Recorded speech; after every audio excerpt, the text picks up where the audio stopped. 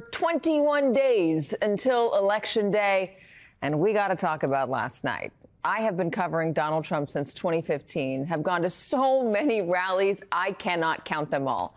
And I've seen a fair share of strange, unprecedented, and controversial behavior.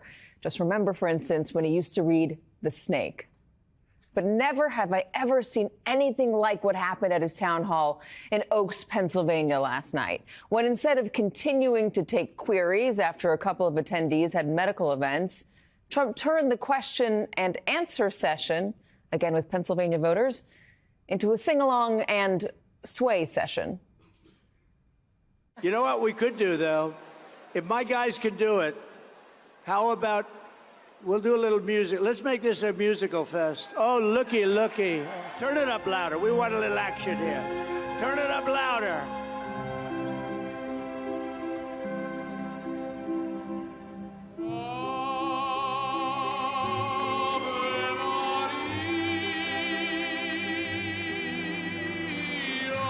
This is a man's world.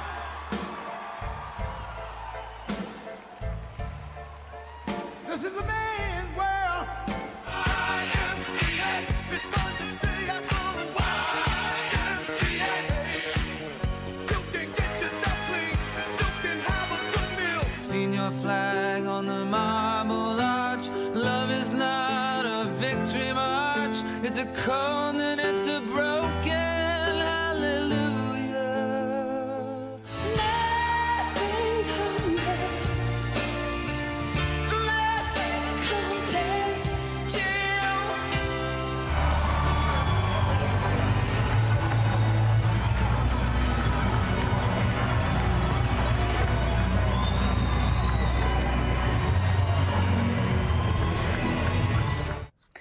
He did that for nearly 40 minutes. You really should go watch it all. It's interesting.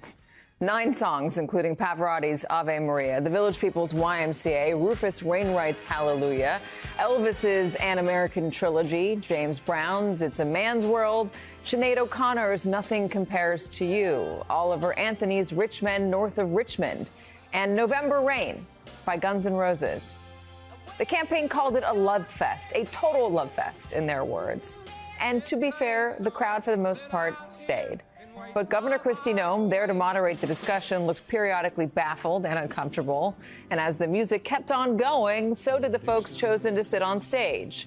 What makes it stranger is that this was an event intended to give former President Trump a chance to speak directly to the concerns of his supporters, to stay on message, to talk about policy. But when he did take questions, his answers wandered. On one about home prices, he responded in part with drill, baby, drill. On another about inflation, he brought up Hannibal Lecter, who he said was his stand-in for migrants who had broken out of asylums to claim asylum. The whole episode is reigniting questions about Donald Trump's mental acuity. At 78, he is the oldest major party presidential nominee ever. In fact, Marquette polling showed that 57% of voters agreed at least somewhat that Donald Trump was too old to be president, up from 52% a year ago. A reaction to the increasingly rambling speeches and answers to straightforward questions, along with more slurred words and even forgetfulness. Case in point, he told the attendees last night to make sure they go out and vote on January 5th. Joining us now, reporters who have been covering Donald Trump for a whole lot of time, a long time. NBC News correspondent Garrett Haake, who covers the Trump campaign for us right now. NBC News Capitol Hill correspondent Ali Vitale covered him in 2015 and 16 with me. Washington Post senior national political correspondent and MSNBC political analyst Ashley Parker, and Politico White House reporter and co-author of Politico's West Wing Playbook, Eli Stokols. All of us have been covering Donald Trump in one way or another now for nearly a decade. So all of us can speak to what we saw last night. Garrett, I want to begin with you. I want just the rundown of what happened, what the campaign says was going on. Give us the reporting. So part of the lead up to this is one of these town hall style events where Trump comes in with a guest moderator. They take prepared questions from the audience, usually not a ton, maybe somewhere between 5 and 10 questions. And it's more focused than a rally, but not by much. Now, this was at a packed venue here, and what you saw before the musical interlude were 2 health episodes in the crowd. Again, not uncommon at Trump events where somebody passes out and has to be tended to by medics, and music was used as basically an interlude while those things were being handled. At some point after the second incident is when your coverage picked up, Katie, and where Trump seemed to, for whatever reason, turn his back on the format, essentially bail out on what had been the plan and go to this musical interlude instead. The campaign's response after the fact has been that this isn't what you think it is. They have argued that this is not about mental acuity. They've said that, you know, in a statement from the campaign, sort of an official statement, that Donald Trump is as focused and sharp as he's ever been. They talk about him having more energy and stamina than anyone in politics, and that this was about those attendees at this event. I think people can make their own judgments about this. What it also was separately, I think clearly politically, was a missed opportunity. This was in the Philadelphia media market, the single largest media market in any of the 7 battleground states, a place where Donald Trump has a problem with suburban voters, the people who we would describe as traditional swing voters. And what they saw from him last night was a DJ set in large part, not anything like a political argument on any of the issues that will ultimately decide this election. Can you put into the context of this particular campaign? What has the campaign been trying to do with Donald Trump? What have they been successful at? Well, they've been trying to keep him focused on the issue set here, especially since Kamala Harris became the Democratic nominee and not Joe Biden. You remember when that transition took place, there was about 2 weeks where Trump was really going after Harris on personal qualities, and Republicans were coming on TV and arguing to Trump on television, as they often do, to focus on policy. The campaign had responded by putting Trump in events where he might be surrounded by groceries to try to keep him focused on talking about inflation, or with moderators on stage conducting a discussion, be it Kristi Noem here or Sarah Huckabee Sanders, to try to give him at least questions that if he responded to him directly would have him talking about those issues. They've also largely cocooned him in the conservative media. He has done some unfriendly media. He did an event today with Bloomberg in Chicago, but by and large over the last month, they've kept him in places talking to audiences who are favorable to him and tried to keep him focused on talking about the narrow issue set on which he is most popular. Obviously, that did not happen successfully last night. And we have some of the question and answer from the event today. We're going to play that in a moment. Ali, we saw some out-of-the-box stuff in 2016. I think that's a diplomatic way of putting it. I mentioned the reading of the snake. But this does feel different to me, and I'm wondering if it feels different to you as well. What stood out to you as you were watching this thing?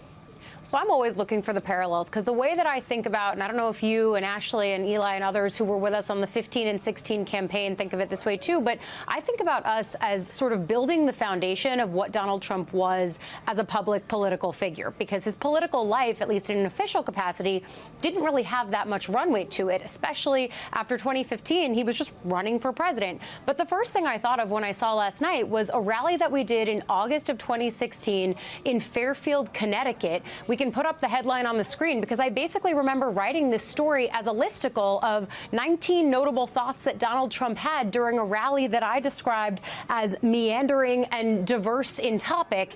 But that, to me, I remember as one that felt very out of the box. And at the time, it was because he was going between lambasting the New York Times, hitting Hillary Clinton, but doing it in a very non-conventional way. If that's the baseline and that's the foundation for what felt strange in 2016, then that puts this event in an entirely new context to me, because we've never seen anything like this. Political rallies are not DJ sets. And when you're in a media market that's as important as the one that Garrett was describing, it's why this event is getting so much attention, and deservedly so. Joining me now are Claire McCaskill, former Democratic Senator from Missouri, and Mark Leibovich, staff writer at The Atlantic. It's great to have you both here. I don't know, I guess I apologize for making you watch Trump dancing, or whatever we're going to call it, on stage for such an extended period of time. Claire, Trump's spokesperson Stephen Chung had this statement following that 30-minute dance-a-thon. President Trump has more energy and more stamina than anyone in politics and is the smartest leader this country has ever seen. He does multiple public events every single day, and the public can see that he is sharper and more focused than ever before because the future of America is at stake. Claire, how do Democrats respond in a post-truth world? Yeah, I think Kamala Harris is onto something. She keeps telling people to watch his rallies. We're not watching them. And most networks aren't covering them because it's very hard to cover something that basically is just full of so many lies. You can't fact check it in real time, and it's irresponsible to give somebody a platform that lies as frequently as he does. But there are some places you can watch them. There are some far-right extreme cable networks you can find where they cover every word he says. And I really wish that those people that remain undecided would watch one of them, because whether he's telling people to vote on January 5th or whether he's saying, instead of saying Arizonans, he's saying Arizonans, he can't put sentences together. He's trying to claim it's some kind of rhetorical flourish he has, which is total BS.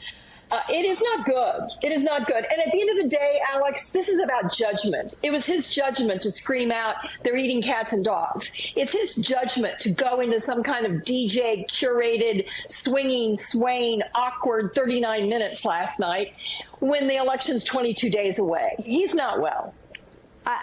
Mark, have you ever seen anything like this in American politics? I mean, I literally, if this was anybody but Donald Trump, the act of swinging and swaying and dancing in place at a town hall for 39 minutes would be the end of their candidacy.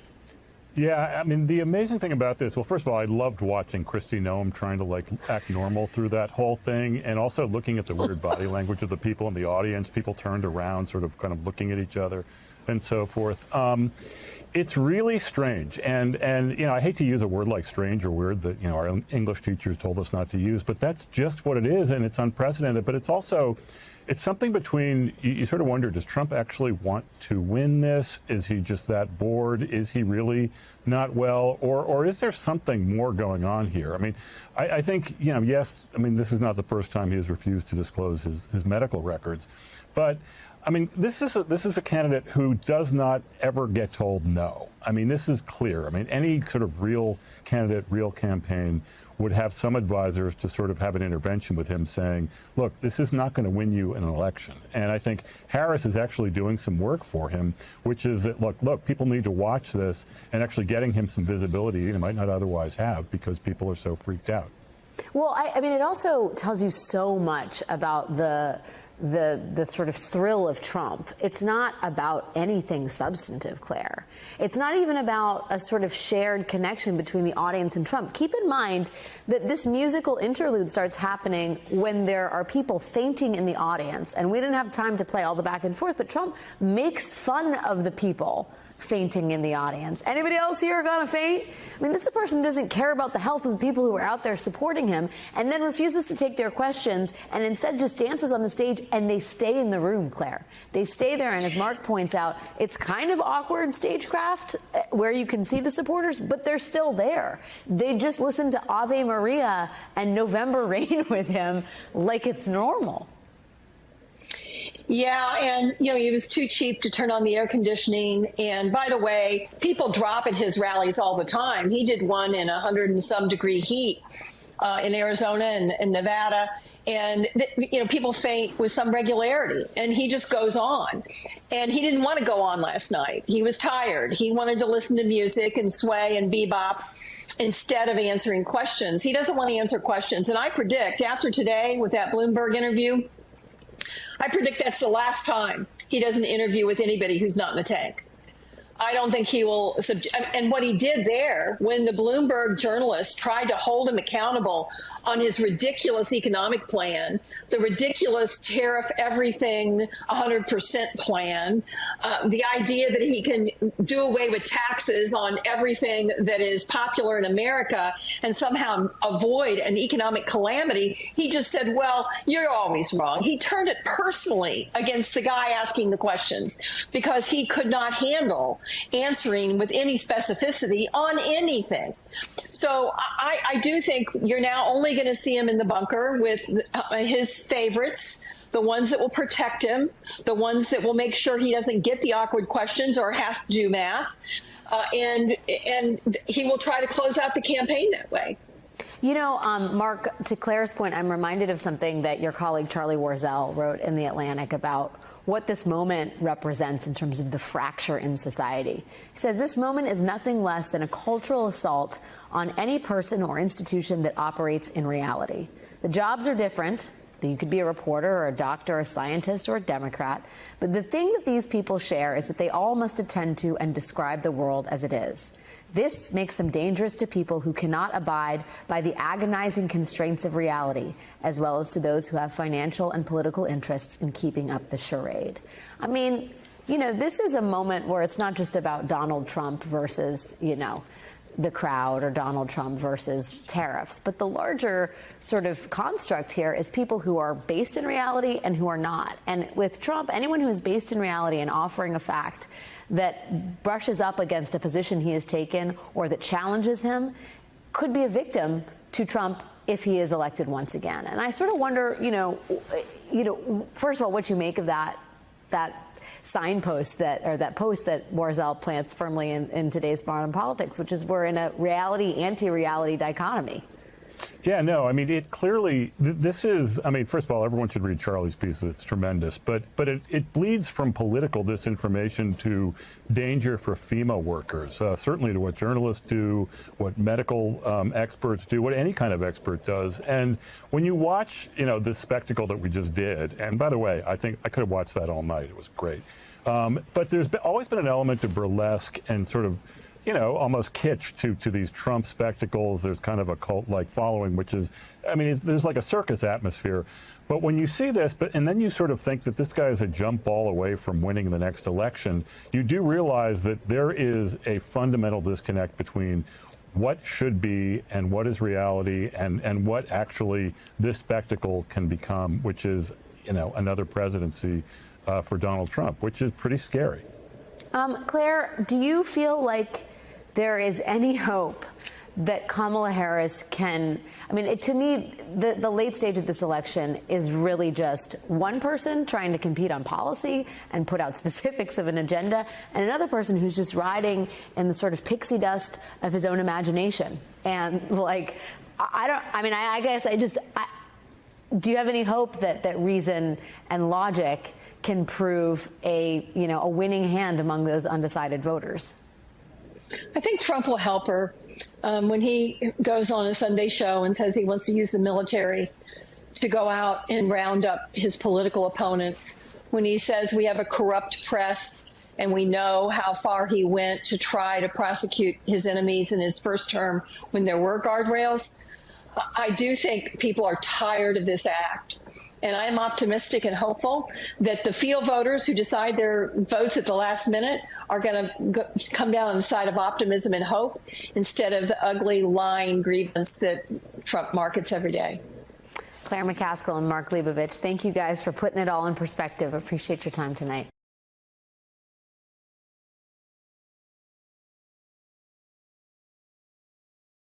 I should not have been there. My presence in that moment and in that environment created a perception of the military involved in domestic politics. As a commissioned uniformed officer, it was a mistake that I have learned from, and I sincerely hope we all can learn from it. Hi again, everybody. It's now 5 o'clock in New York. It takes a lot for any human being to admit a mistake, probably an extra a lot for a man of his stature, a man in uniform, to make that kind of declaration publicly, just to own it. But I show it to you because it demonstrates just how far General Mark Milley, who was then the chairman of the Joint Chiefs, the staff, wanted to separate himself from what he did and how much he wanted to separate the military, the United States military, from domestic politics.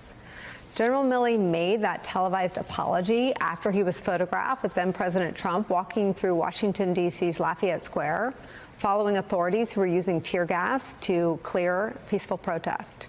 So the idea that General Milley would say or do anything ever again that would give even the slightest sense that he would ever again make that mistake and wade into politics is important to have in mind. It illustrates, I think it's the most public-facing piece of evidence of his degree of alarm now, today, about this, our election. In newly revealed conversations between General Milley and the author Bob Woodward, written about in Bob Woodward's new book, War, General Milley felt compelled to clarify and articulate his concern about the future of our country should Donald Trump ever return to power.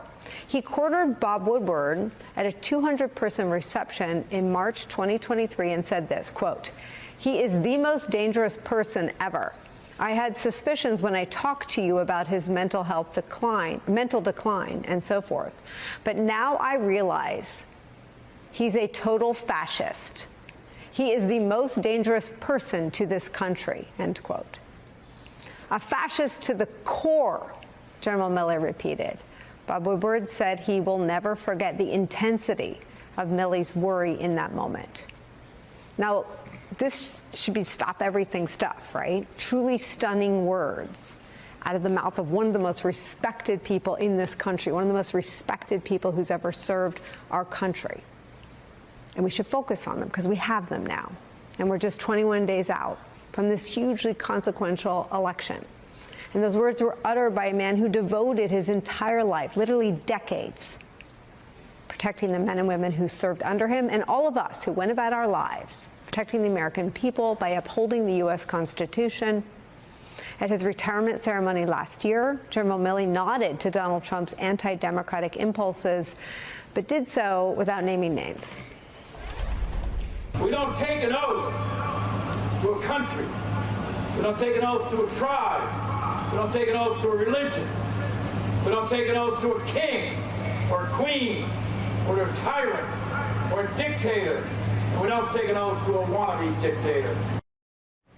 A wannabe dictator. Only one guy that fits that description. And we have that. We have that information. And now we have this from Woodward's book.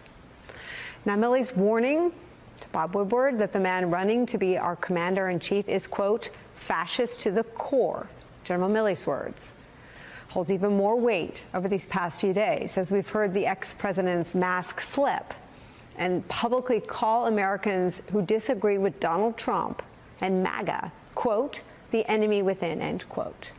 Trump's rhetoric so dangerous that Vice President Kamala Harris highlighted it during her rally last night. She played it, as we showed you in our last hour. What she played at her rally was a compilation of Trump's comments and made remarks that echo what we heard General Milley warn us about.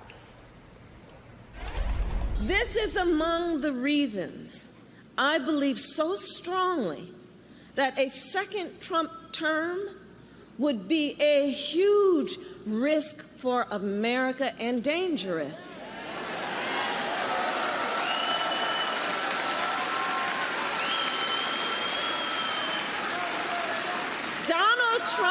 Donald Trump is increasingly unstable and unhinged.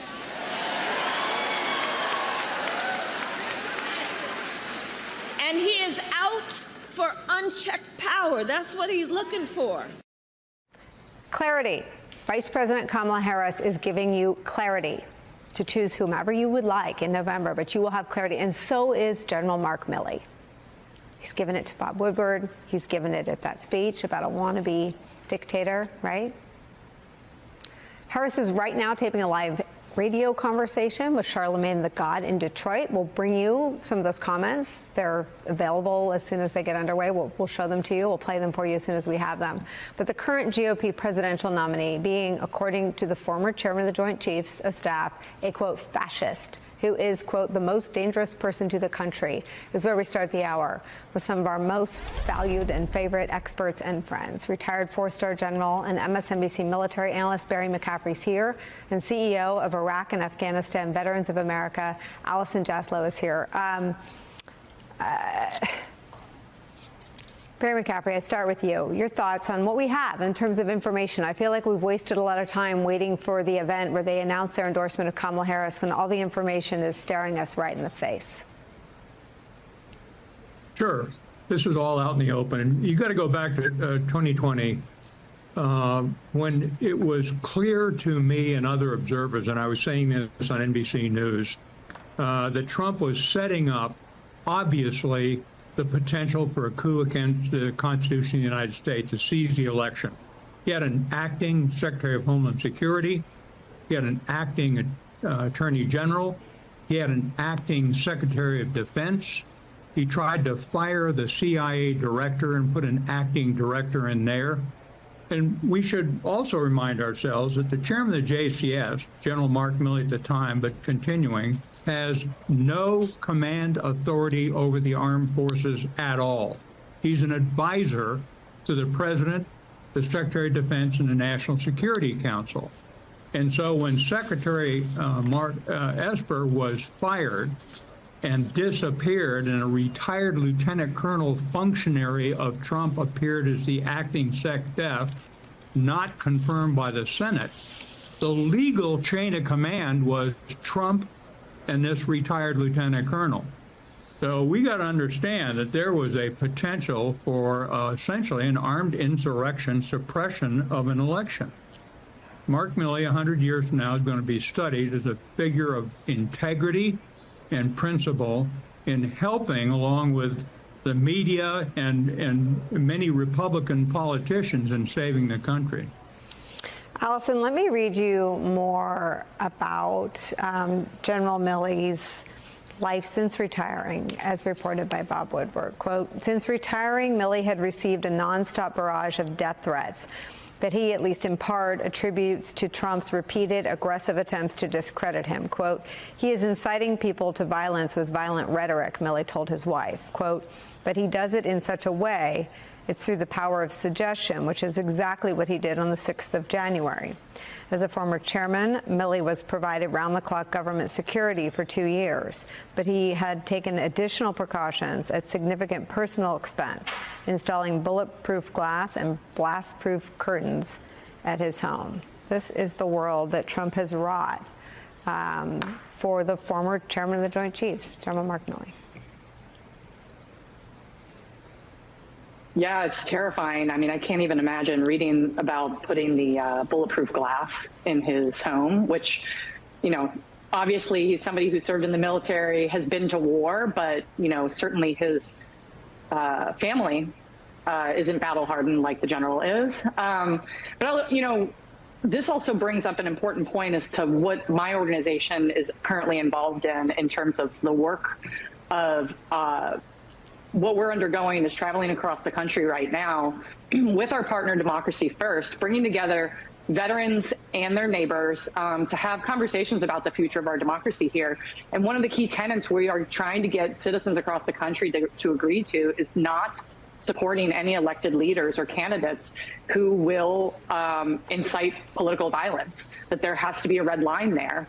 And so there's a real movement. I think it's great that somebody like General Milley is speaking out from his perch, but I really think that it's your everyday veterans, the veterans who live down the street from you, who really need to rise up in this moment and call for better in our country so that we can have a brighter future than the one we feel like we're living in right now.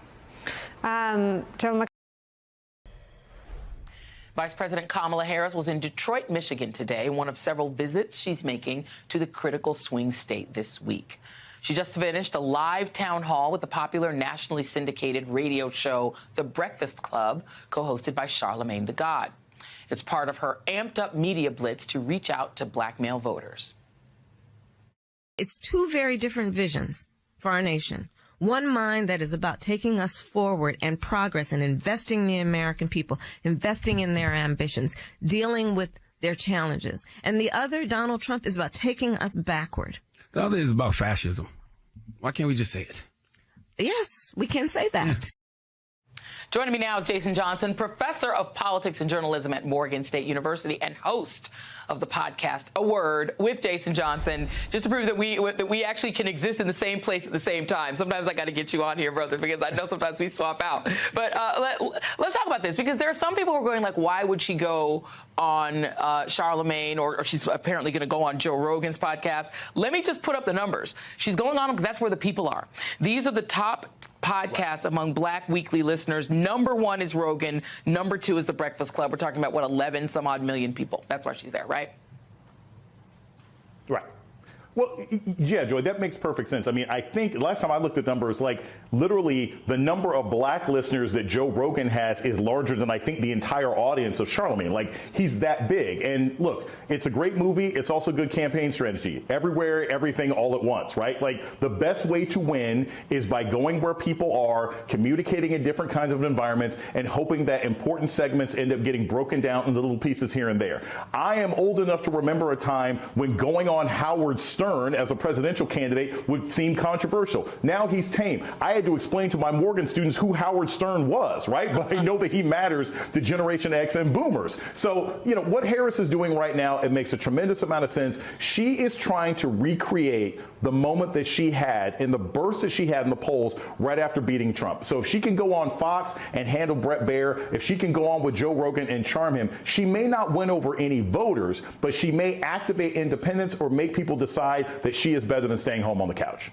Right, and I think the thing is, it's showing that she's not afraid to go into what people might perceive as hostile audiences. I thought it was very smart. The Call Her Daddy podcast used to be connected to Barstool Sports. As you said, she's going on with Bret Baier. She's going on Fox. You know, she's going on with Charlemagne, who's somebody who, look, that is the morning show a lot of Black folks listen to in the morning. And I think one of the great things about it is not only did she get an interview with from Charlemagne himself, but she also took questions from the audience, which I think is important. Right. Let me play just one bite here. This is Vice President Harris, and this is about outreach to Black men, and this is her taking a call.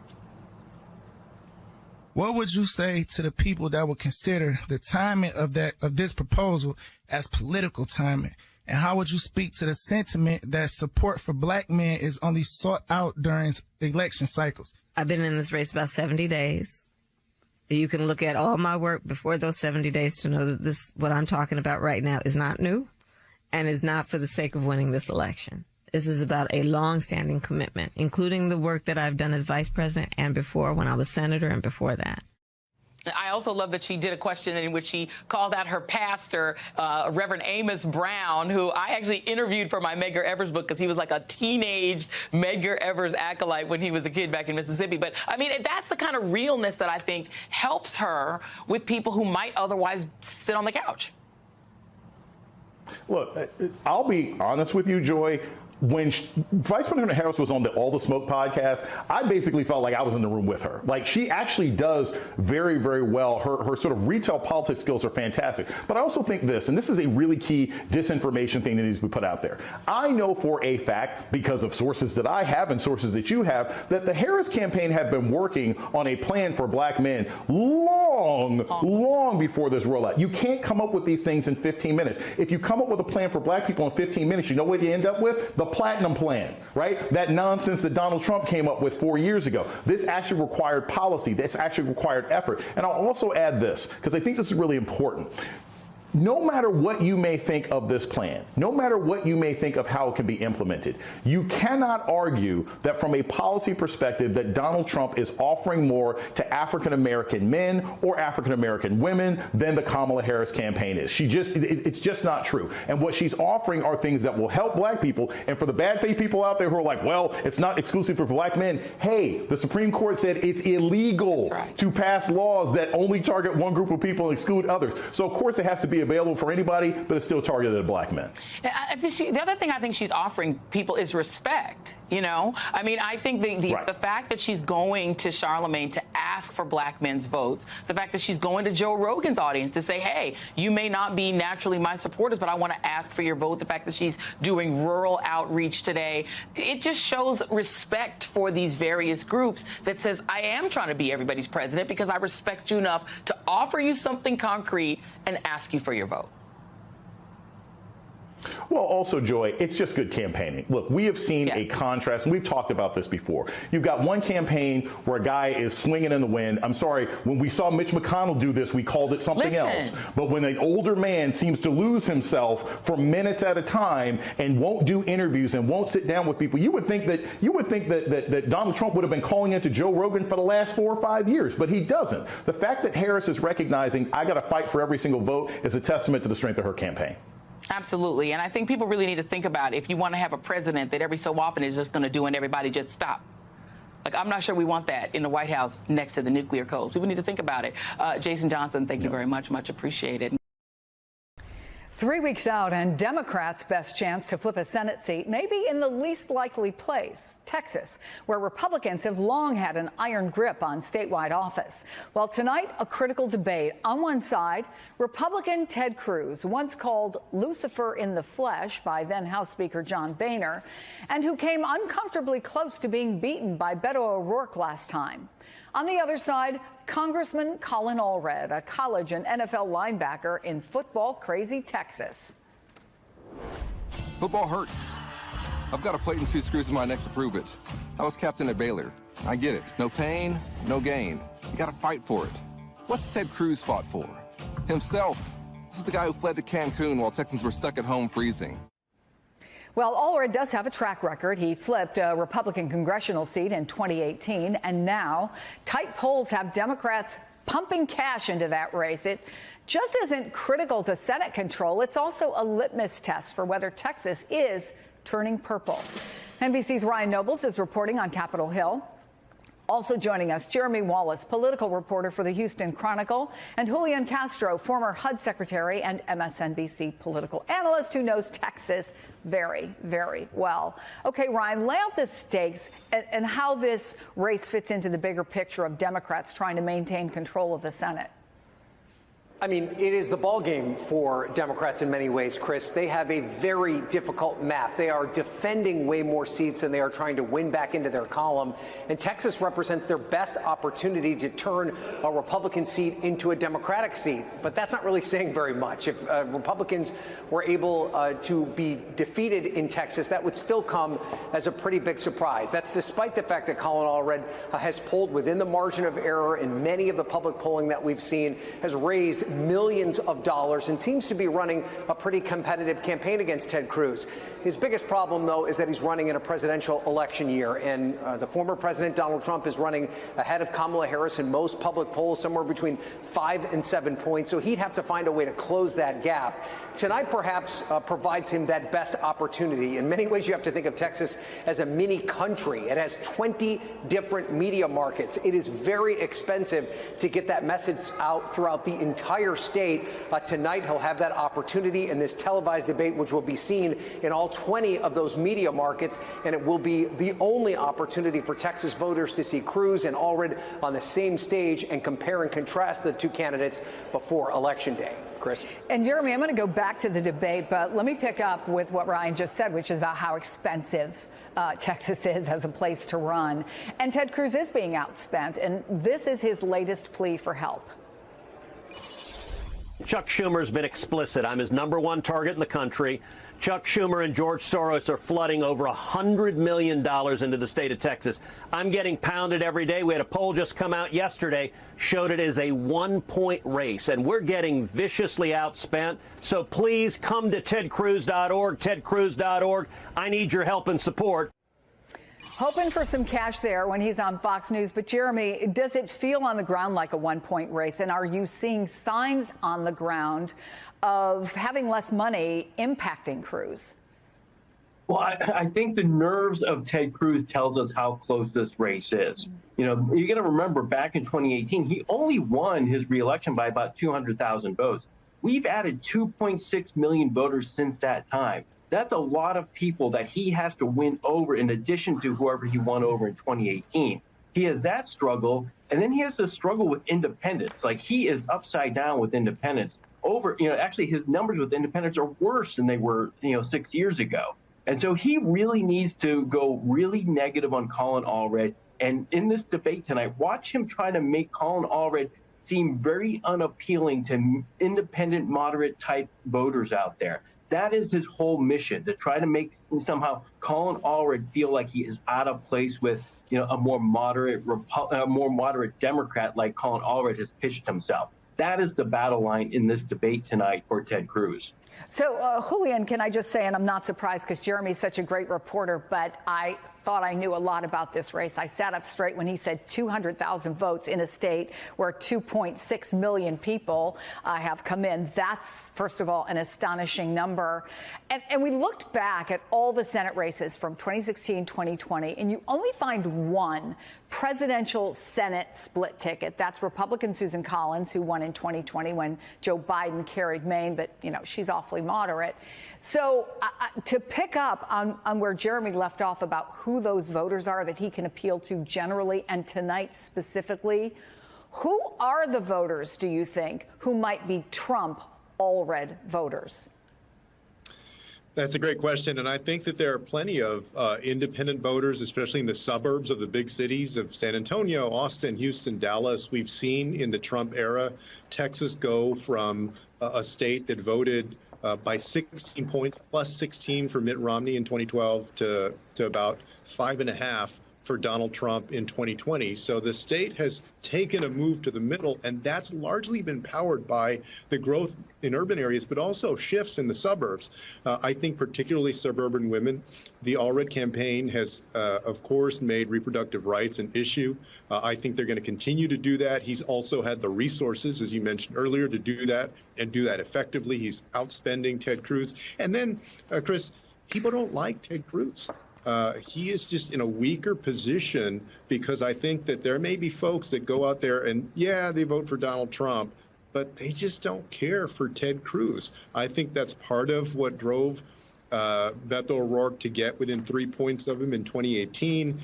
It's part of what's driving his weakness now. It's not just about Texas shifting over. It's about the particular weakness of Ted Cruz. And Allred has done a great job of focusing on that. A lot of his ads focus on the images of when Ted Cruz fled to Cancun during the winter freeze. They've made it seem like he's out just for himself. That's an argument that I think resonates not only with Democrats, but also with independents and even some Republicans who like Donald Trump, but don't care for Ted Cruz. Yeah, and I think there's a question, Jeremy, and I've read all kinds of analysis about this, but I'll let you speak to it. Is his campaign leaning into his football background? Suggestions that he can talk about reproductive rights without seeming to some voters less than masculine because he has this football player linebacker persona. And I wonder, is this truly helping in a state where football is king? Yeah, well, look, it certainly helps him quite a bit, I think, because it's not just that he's a football player. He's a football player from Baylor University, one of the more conservative universities, campuses in the state of Texas. That appeals to a lot of people. He was a Friday Night Lights kid. He played football, in the high school football fields all across the state. All that does resonate with voters to a point. And it partly explains why, I was looking at the TV ad buying by, the Ted Cruz campaign. They bought a lot of time on Dallas Cowboy football games to try to attack Colin Allred as not being part of Texas and trying to label him too extreme. So they see that vulnerability as well. But I think your point is right. I think, Colin Allred, he's a young guy. He looks football player. He is Mr. Linebacker, and they're putting that all front and center. And I think in the debate tonight, watch that contrast. He's going to be able to kind of show himself as a younger, fresher face. And that might appeal to some Texans who may be on the fence right now. Again, I'm not expecting a lot of Trump voters to switch over to vote for Allred. The question for Allred is, can he get more voters out than Ted Cruz? Ted Cruz has to get all these voters out this election cycle all on his own. Trump's not doing much in Texas. So this whole get out the vote operation is on the shoulders of Ted Cruz right now. Yeah, and he doesn't like it, obviously, as we saw on Fox News. So Julian, look, the Wall Street Journal says Allred has been running what might be considered the opposite of Beto O'Rourke's campaign. It's focused on TV ads over rallies. He's less prominent in the media. Many of his in-person events are actually small gatherings. He goes to professional and industry groups. Is he running a smart campaign? Does that make sense for this campaign and frankly, who he is? I mean, the polls would suggest that the answer to that is yes. Of course, we're going to find out in November, but it is the opposite. I think the strategy here is he's not trying to be Mr. Democrat. He's not trying to stir things up among Democrats and carry the banner. What he wants is just to be an acceptable, appealing alternative to folks who are dissatisfied with Ted Cruz. And you have a presidential race that I think his campaign is relying on to get the base out. They're going to get out there to go vote for Kamala Harris and vote against Donald Trump. They think, I think in the Allred campaign, that that's taken care of. Now he can focus, and they have been focused on just being a good, acceptable alternative that's moderate, that's not scary, that you don't like Ted Cruz or you're dissatisfied with him, you think he's been in there too long. He said he believed in term limits, but he's still trying to run again. Okay, support Colin Allred, even if you vote for Donald Trump. Jeremy, we're just about out of time, but I have to ask you what you think Ted Cruz's strategy is tonight. How does he make use of that time on TV?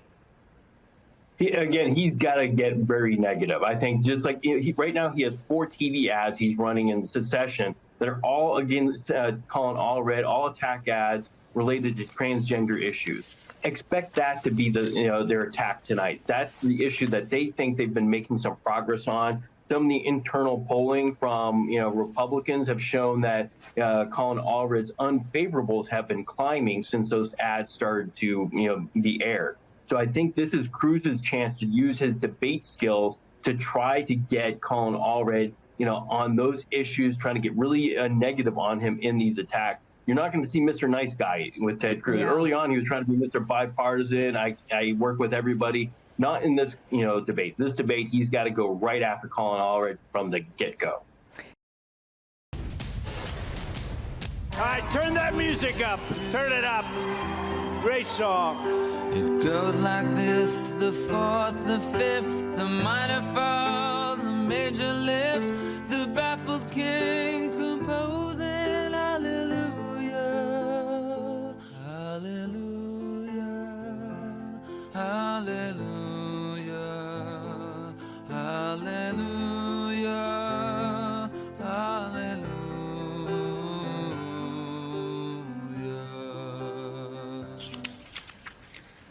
How did that happen? A bizarre scene at Donald Trump's town hall in Pennsylvania last night. After 2 attendees needed medical attention, Trump decided to turn the event into like a music listening party. And for nearly 40 minutes, the former president bopped and swayed with the audience to 9 different songs. The campaign called it a total love fest. Well, here to discuss for our keynote conversation is singer-songwriter, absolute superstar Rufus Wainwright. Rufus, I'm so honored that you're here. Thanks. Okay, Brian Williams used to anchor this show, and Bruce Springsteen was his #1. You are my Bruce Springsteen. Thank you so much. Well, so when I heard this song last night, I had to. I'm like, this can't possibly be happening.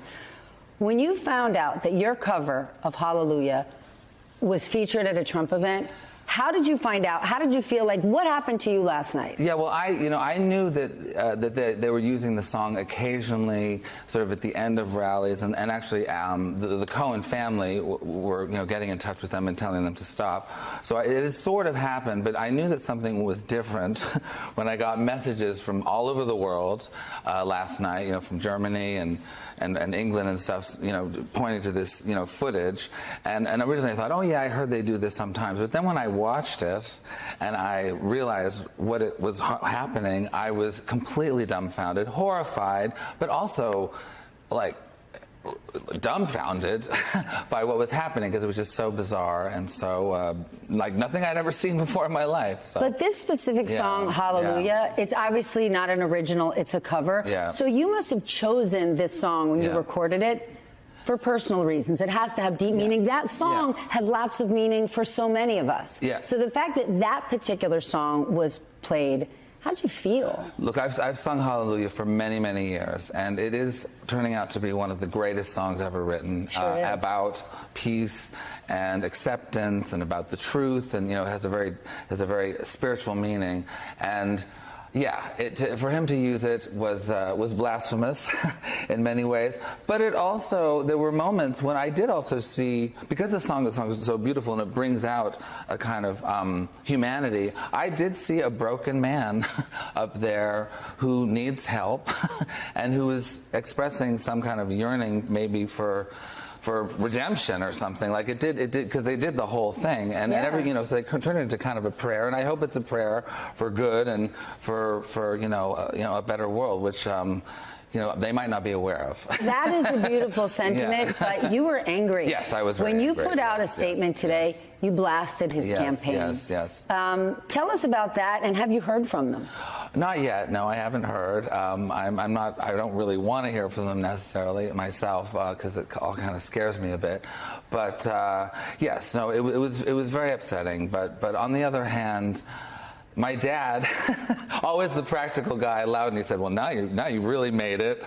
You crossed over." Yeah. Now you made it, and it's good for stage banter. So I can also bring it up as a kind of comical thing because it is also pretty ridiculous. But more than that, your music is meant to connect people. Your music is meant to bring people together, to inspire people, and maybe it's a positive that people who are nothing like you, who don't normally listen to your music, are feeling connected. What is your message to the country while we're in this completely divided moment? Yeah, well, I have sung Hallelujah all over the world, and in America I've sung it to both Republicans and Democrats. It always seems to even the playing field a little bit. So once again, trying to look on the positive, if this is a moment when we can all just stop and try to come together in a certain way. I know it seems ridiculous at this point with how divided we've become. I'm happy to be part of that solution. That being said, if this also turns out to be one of the craziest moments that people can refer to and look at Trump and really see how insane he is and this whole situation is, and it helps bring him down, I would be really happy to be a part of that.